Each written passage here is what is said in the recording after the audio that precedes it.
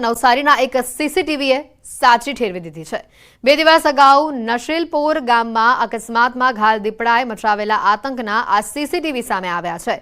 સીસીટીવીમાં જે દ્રશ્યો કેમેરામાં કેદ થયા છે તે ખૂબ જ ચોંકાવનારા દ્રશ્યો છે।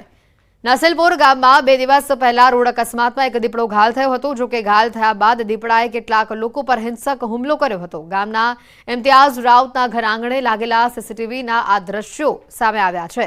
દીપડો ઘાયલ થયા બાદ ખૂંખાર બન્યો અને બચવા માટે આમ તેમ દોડી રહ્યો હતો ત્યારે ઇમ્તિયાઝના ઘરમાં ઘૂસી ગયો હતો। સીસીટીવીમાં સાફ જોઈ શકાય છે કે દીપડો પાછળ પડતા ગામ લોકો પણ જીવ બચાવવા ઘરમાં ઘૂસી જાય છે અને પાછળ ઘાયલ દીપડો દોટ લગાવી રહ્યો છે। આગળ 5 લોકો છે અને પાછળ ખૂંખાર દીપડો। આ સીસીટીવી સામે આવ્યા બાદ નશીલપુર ગામના સ્થાનિકોના મતે ગામની જ એક યુવતી જીનલ પટેલ પાછળ દીપડાએ દોટ લગાવી હતી। જો કે ફર્શ સપાટ હોવાથી દીપડો ત્યાં ફસડાઈ પડ્યો અને એક બાઇક સાથે તે અથડાયો। દીપડો મોપેડ સાથે અથડાયા બાદ નીચે પટકાયો હતો અને યુવતી જીનલ પટેલ એ માંડ બચી ગઈ। આ બનાવમાં યુવતી જીનલ પટેલના પગમાં ફ્રેક્ચર પણ થયું છે। જો કે આ બનાવના 2 દિવસ પહેલાનો હોવાનું સામે આવી રહ્યું છે, પરંતુ નશીલપુર ગામના રહીશોના જીવ હજી પણ તાળવે ચોંટેલા છે, કારણ કે ઘાયલ થયા બાદ આ ખૂંખાર થયેલો દીપડો હજી પણ પાંજરે પુરાયો નથી। 2 દિવસ પહેલા ગામમાં રાત્રે રોડ ક્રોસ કરતી વખતે દીપડો કાર સાથે અથડાયો હતો અને ગંભીર રીતે ઘવાયા બાદ રોડ પર તે તરફડિયા પણ મારતો હતો। અકસ્માત થતા લોકોના ટોળા પણ સ્થળ પર ઉમટ્યા હતા। જો કે જ્યાં દીપડાએ જીવ બચાવવા દોડધામ કરતા એક યુવતી પણ ત્યાં ઘાયલ થઈ હોવાની માહિતી સામે આવી હતી। આ સાથે અન્ય પણ એક ઘટના છે કે જ્યાં રીંછ એકલું રહી પરંતુ ટોળામાં ફરવા ચાલ્યો। ઘાયલ દીપડો જે ખૂંખાર બન્યો હોવાની જે ઘટના આપને નશીલપુર નવસારીથી આગળ બતાવી। આ ઘટના 3 અલગ અલગ જે દ્રશ્યો સામે આવી રહ્યા છે। એક બાજુ દ્રશ્યમાં બતાવી રહ્યા છે આ દીપડાનો હુમલો જે સીસીટીવીમાં કેદ થયો, તો બીજી બાજુના જે દ્રશ્યો છે કે ઘાયલ દીપડો જ્યારે એક યુવતી પાછળ ફરે છે ત્યારે આ યુવતી ઘાયલ થાય છે, તેના પણ આ દ્રશ્યો આપને બતાવી રહ્યા છે।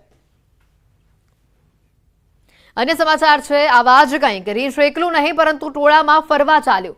પાડોશી રાજ્ય રાજસ્થાનના માઉન્ટ આબુમાં 1-2 નહીં પરંતુ એક સાથે 4 રીંછ જોવા મળ્યા।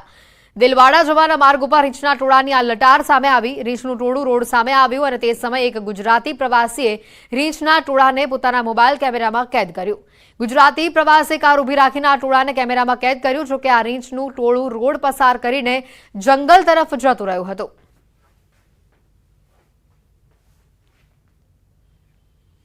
ભરૂચ નજીક ટોલ નાકા પર મારામારીનો એક વિડીયો વાયરલ થઈ રહ્યો છે। આ વિડીયો મુલદ ટોલ નાકાનો હોવાનું અનુમાન છે। અંકલેશ્વરથી વડોદરા રોડ પર જતા ટ્રકના ચાલકને જે મારવામાં આવ્યો હતો। આ વાયરલ વિડીયોમાં 3 થી 4 લોકો પટ્ટા અને દોરડાથી માર મારતા જોવા મળી રહ્યા છે। ટોલ નાકાના કર્મીઓએ મારામારી કર્યાનો આક્ષેપ છે।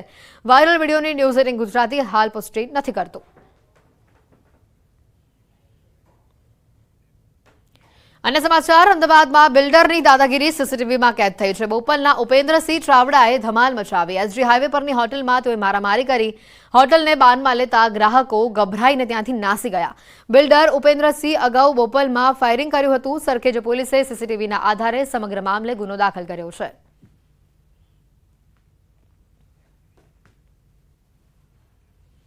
अन्य समाचार है कच्छथी अबड़ासामां एक होटलमां महिलाओए तोड़फोड़ करी। अबड़ासाना छाटुड़ा नजीक आवेली एक होटलनी अंदर तोड़फोड़ करी।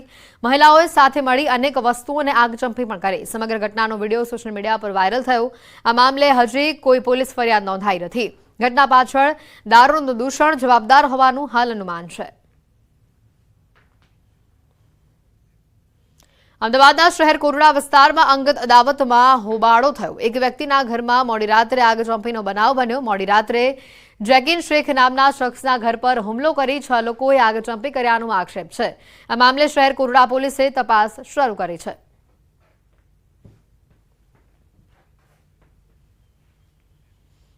અંજની ઇન્ડસ્ટ્રીઝમાં 6 દિવસ બાદ ફરી કામકાજ શરૂ થયું। સુરતની અંજની ઇન્ડસ્ટ્રીઝમાં ઉડિયા ભાષામાં પોસ્ટર લગાવાયા છે અને આ મામલે મીટિંગ મળી હતી। વિવર્સ અગ્રણીઓ દ્વારા અંજની ઇન્ડસ્ટ્રીઝ ખાતે બેઠક યોજવામાં આવી અને આ બેઠકમાં લુમ્સ માસ્ટરો ઉપસ્થિત રહ્યા। અસામાજિક તત્વોના ભયના કારણે લુમ્સ માસ્ટરો કામે આવતા ન હતા અને તેમને સમજાવી કામે આવવા માટે અપીલ કરવામાં આવી। પોલીસ પણ પેટ્રોલિંગ કરી રહી છે તેવું સમજાવવામાં આવ્યું। હાલ 800 જેટલા યુનિટમાં 50,000 કર્મીઓ કામ કરી રહ્યા છે અને પ્રતિદિન 30 લાખ મીટર કાપડ બને છે। છેલ્લા 6 દિવસથી કામકાજ બંધ રહેતા કર્મચારીઓને 3.5 કરોડથી વધુના પગારનું નુકસાન થયું છે।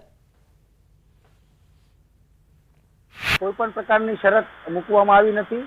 કાયમ માટે પોસ્ટરો જે લાગે છે, જે ભાવ વધારાના પોસ્ટરો લાગે છે એને ખતમ કરવા માટેની જ અમારી મીટિંગ હતી અને માસ્ટરોએ પણ આ વાતને આવકારી કે ખરેખર બધી જ ફેક્ટરીઓની અંદર ભાવ વધારાની કોઈ જરૂરત હોતી નથી।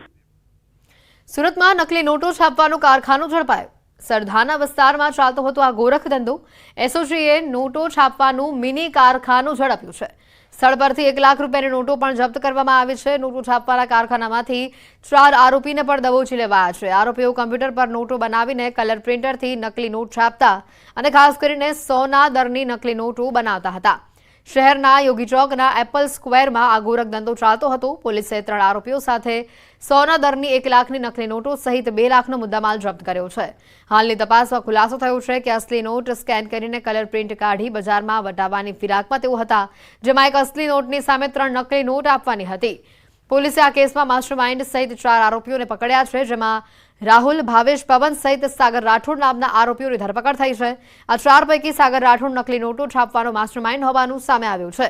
આરોપીઓ અત્યાર સુધીમાં કેટલી નકલી નોટો બનાવી છે અને અત્યાર સુધીમાં તેમણે કેટલી નોટો બજારમાં વટાવી છે, આ સાથે જ આ ગોરખ ધંધામાં હજી કેટલા આરોપીઓ સંડોવાયેલા છે તે અંગે પોલીસે તપાસ શરૂ કરી છે। જોકે આ કેસમાં સવાલો એ થઈ રહ્યા છે કે આખરે કેટલા સમયથી આ ગોરખ ધંધો ચાલતો હતો, અત્યાર સુધીમાં કેટલી નોટો નકલી બનાવાઈ, કેટલી નોટો બજારમાં ફરતી કરવામાં આવી, કેટલી નકલી નોટો બજારમાં ફરતી પણ થઈ, ગોરખ ધંધામાં હજી કેટલા આરોપીઓની સંડોવણી છે, આવા ઘણા સવાલો હાલ ઉભા થઈ રહ્યા છે। અમદાવાદ સાયબર ક્રાઇમ સેલનું સુરત અને લીંબડીમાં મોટું ઓપરેશન સામે આવ્યું। સિનિયર સિટીઝન સાથે ડિજિટલ એસ્ટેટના નામે 79 લાખની ઠગાઈ થઈ હતી અને જેની તપાસ ચાલી રહી હતી। સાયબર ક્રાઇમને મળેલા પુરાવાઓના આધારે સુરતના સરથાણામાં 2 સ્થળો પર અને લીંબડીમાં 1 સ્થળે ઓપરેશન ચલાવાયું હતું। સમગ્ર મામલે 5 આરોપીઓની ધરપકડ કરવામાં આવી છે। અનેક સિમ કાર્ડ, ટ્રેકબુક, passbook, ATM card, international credit card અને રોકડ રકમ સહિતનો મુદ્દામાલ જપ્ત કરવામાં આવ્યો છે। અન્ય લોકોના નામે બેંક એકાઉન્ટ ખોલાવી કીટ વિદેશ મોકલવામાં આવતી હતી, ત્યારે હાલ સાયબર ક્રાઇમ દ્વારા આ અંગે સમગ્ર મામલે આગળની કાર્યવાહી હાથ ધરવામાં આવી છે। એમને મુંબઈ પોલીસ ભાઈકાલા પોલીસ સ્ટેશનથી ફરિયાદ એમના વિરુદ્ધ ફરિયાદ થઈ એવી બીક આપવામાં આવી હતી અને પોતે સીબીઆઈ અને મુંબઈ પોલીસના અધિકારી તરીકે એમને વોટ્સઅપ કોલના માધ્યમથી ફોન કરીને એવું જણાવ્યું હતું કે એમના નંબર ટ્રાયનામાં ગેરકાયદેસર પ્રવૃત્તિમાં આવ્યું છે અને ફેક ગેરકાયદેસર એડવર્ટાઇઝિંગમાં એમના નંબર આવ્યો છે, જેથી એમને અરેસ્ટ કરવામાં આવ્યું છે। એમનું અરેસ્ટ વોરંટ કાઢવામાં આવ્યું છે અને એના અનુસંધાને આ એમને તરફથી 79 લાખ લેવામાં આવ્યા હતા। શાળામાં દાઝી જતા સારવાર દરમિયાન મોત મામલે પગલાં લેવાયા છે। પંચમહાલના ગોધરાની સ્કૂલમાં આ બનાવ બન્યો। ગોધરા કાજીવાડા મિશ્ર શાળામાં વિદ્યાર્થીની સેનેટાઇઝરથી દાઝી ગયા બાદ 35 દિવસની સારવાર